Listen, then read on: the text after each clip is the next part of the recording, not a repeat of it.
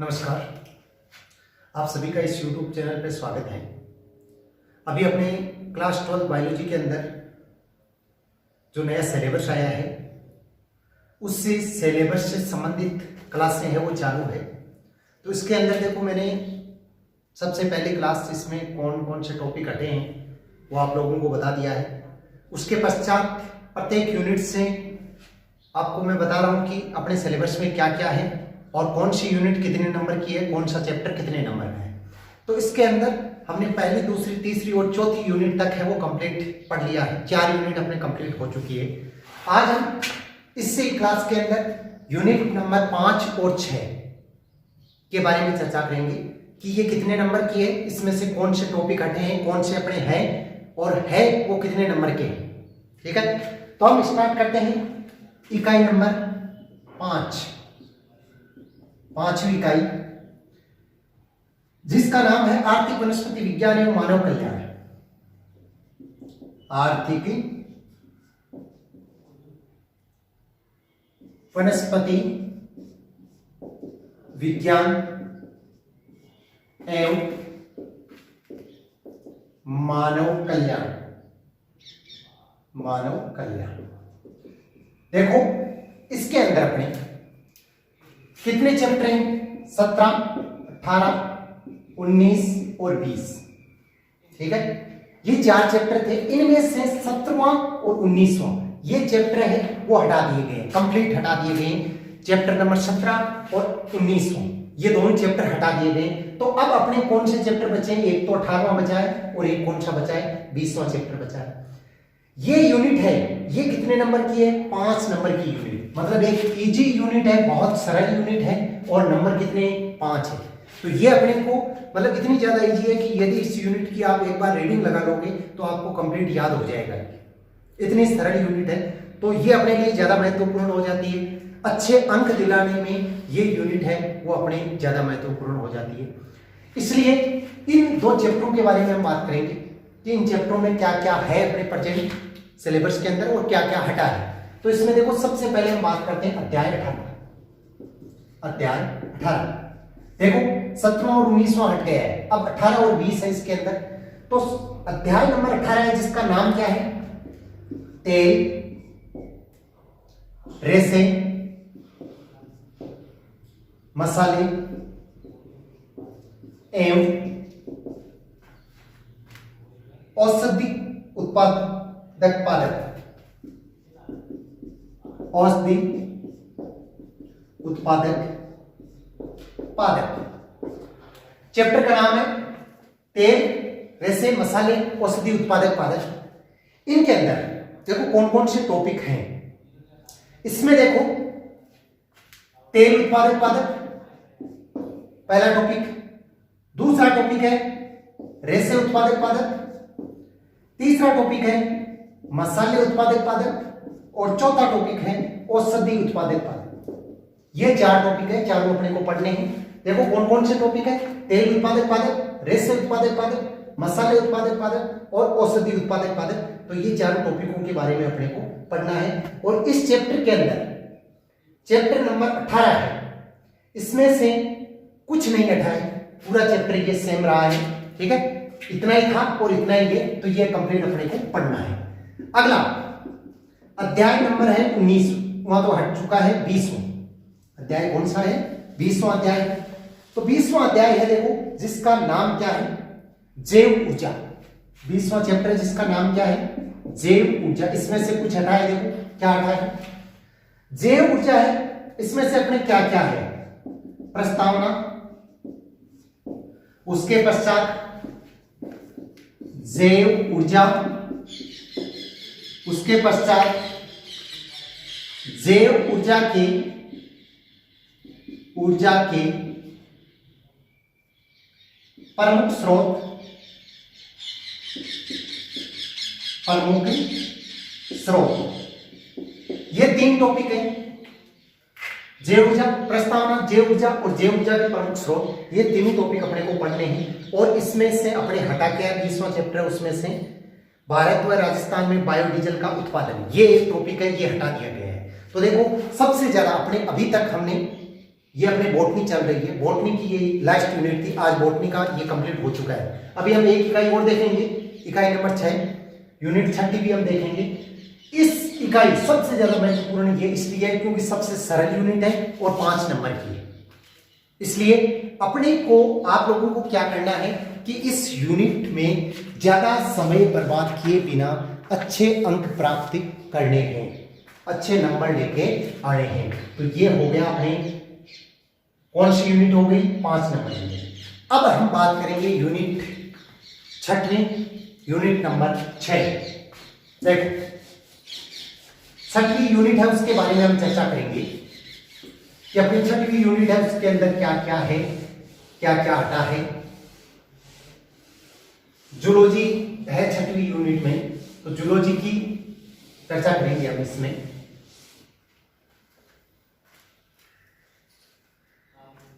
इकाई number 6, unit 6वीं, इकाई कौन सी है, 6वीं, जिसका नाम है मानव कार्य की अष्ट। इकाई का नाम है मानव कार्य की अष्ट। ठीक है, इस इकाई के अंदर कौन कौन से चैप्टर हैं, 21, 22, 23, 24 और 25, 5 चैप्टर, मतलब एक बहुत ही बड़ी इकाई है, ये बहुत ही बड़ी इकाई है। और इसमें से देखो कौन कौन से चैप्टर हटे हैं। एक तो 21वां चैप्टर है वो कंप्लीट हट चुका है, बाकी कोई भी चैप्टर है वो कंप्लीट नहीं हटा है इसमें से। ठीक है, इसमें से केवल और केवल ये 21वां चैप्टर हट गया है, बाकी नहीं हटा। ये कंप्लीट इकाई मेरी पढ़ाई हुई है, इस चैनल पे जो प्लेलिस्ट बनी हुई है उसके अंदर आप जाके कंप्लीट वीडियो देख सकते हो। ये कंप्लीट इकाई है वो मेरी करवाई हुई है। इसमें से केवल एक 21वां चैप्टर है वो हट गया आप लोगों के, बाकी चैप्टर नहीं हटे हैं। बाकी चैप्टरों में कुछ टॉपिक हटे हैं, जैसे 1 या 2 टॉपिक है वो हटाए गए हैं, तो उनके बारे में भी हम चर्चा करेंगे।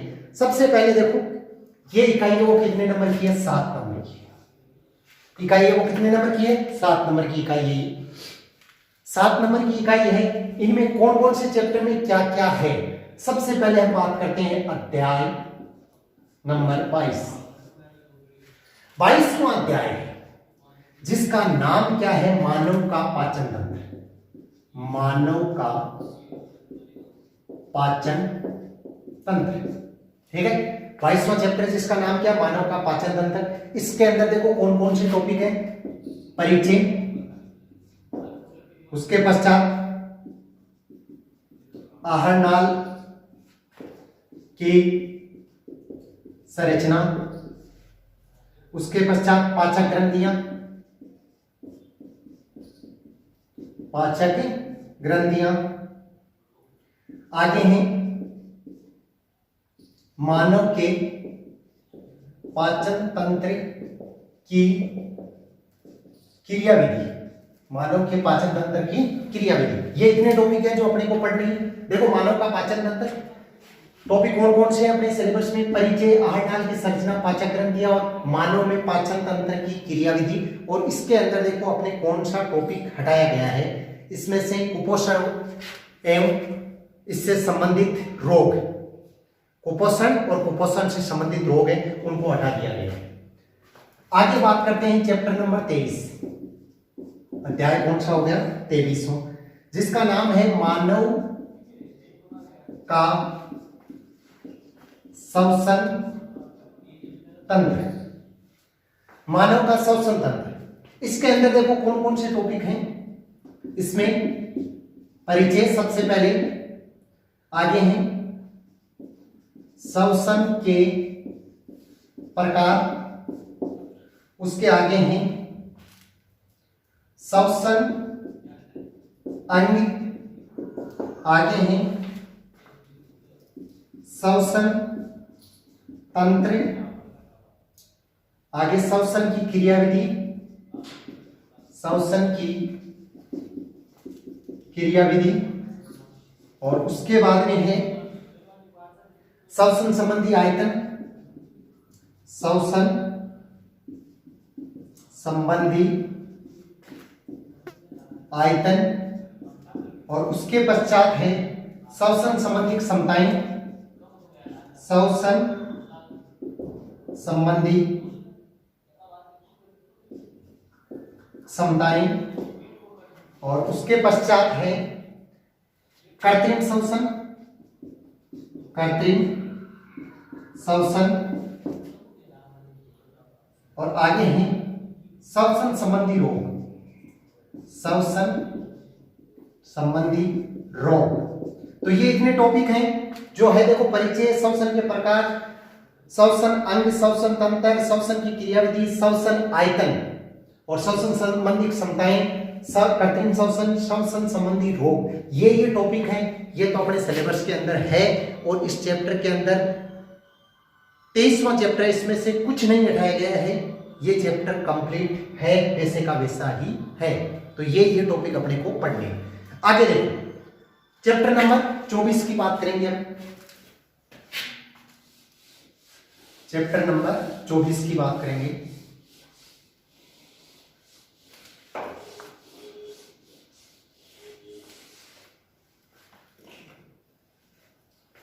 अध्याय 24, अध्याय है 24वां, जिसका नाम है मानव का रक्त परिसंचरण तंत्र। मानव का रक्त परिसंचरण तंत्र,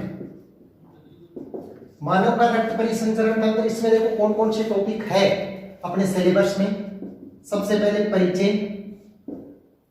आगे रक्त का संगठन, आगे रक्त के कार्य, आगे देखो रुधिर समूह है, रुधिर समूह है, रुधिर स्कंदन, रुधिर स्कंदन, रुधिर वाहिनियां, रुधिर वाहिनियां, हृदय संरचना व कार्यविधि और दोहरा रक्त परिसंचरण लसिका तंत्र, लसिका तंत्र। ये टॉपिक हैं जो अपने सिलेबस में देखो।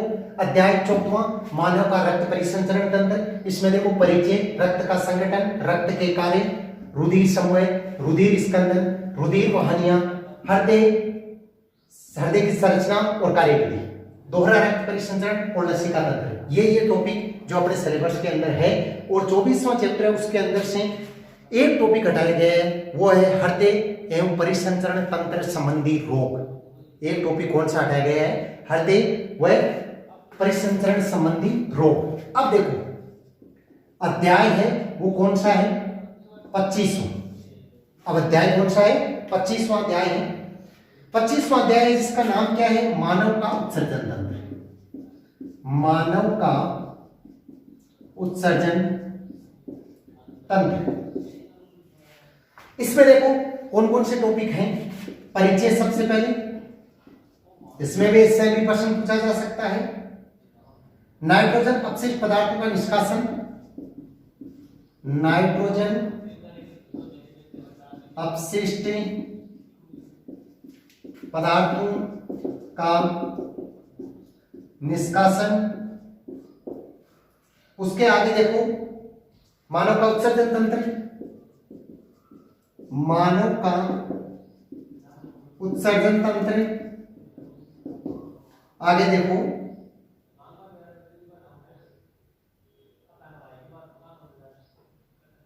मानव वक्र की आंतरिक संरचना, वृक्क है उसकी आंतरिक संरचना कंप्लीट। उसके पश्चात नेफ्रॉन, उस नेफ्रॉन की संरचना। उसके आगे मानव के अन्य उत्सर्जी अंग, अन्य उत्सर्जी अंग। और उसके आगे है आपको रुधिर अपवहन, रुधिर अपवहन, और लास्ट है वो कौन सा है, वक्र प्रत्यारोपण, वक्र प्रत्यारोपण। तो ये टॉपिक है अपने 25वें चैप्टर में, दोबारा देख लेना।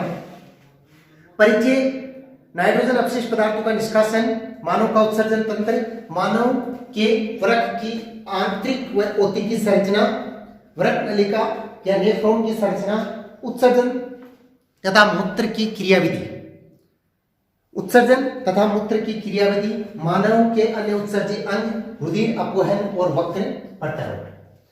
उत्सर्जन की मूत्र निर्माण की क्रियाविधि वो मैंने नहीं लिखा है, मूत्र निर्माण की क्रियाविधि। तो ये है अपने जो टॉपिक जो सिलेबस के अंदर है, और इनके अंदर देखो कौन कौन से हटाए गए हैं। जो चैप्टर नंबर 25वां है अपने, इसमें से केवल एक टॉपिक उत्सर्जन संबंधी रोग है वो हटा दिया गया है। इसमें से केवल और केवल एक टॉपिक है जो कौन सा है, उत्सर्जन संबंधी रोग, उसको हटा दिया गया है। तो ये हो गया अपने कंप्लीट यूनिट नंबर 6। तो आज की इस क्लास के अंदर देखो हमने यूनिट नंबर 5 और 6 के बारे में चर्चा की कि यूनिट 5 और 6 में कौन कौन से टॉपिक है जो अपने सिलेबस के अंदर है और कौन कौन से जिनको हटाया गया है। यूनिट नंबर 6 है वो कितने नंबर की है, 7 नंबर की है। इसमें पहले कितने चैप्टर थे, 5 थे, लेकिन 21वां है वो हटा दिया गया। तो अब कितने चैप्टर है इसके अंदर, केवल 4 चैप्टर है। ठीक है, तो आगे की क्लास के अंदर हम आगे की यूनिट है 7 और 8 उसके बारे में चर्चा करेंगे। धन्यवाद।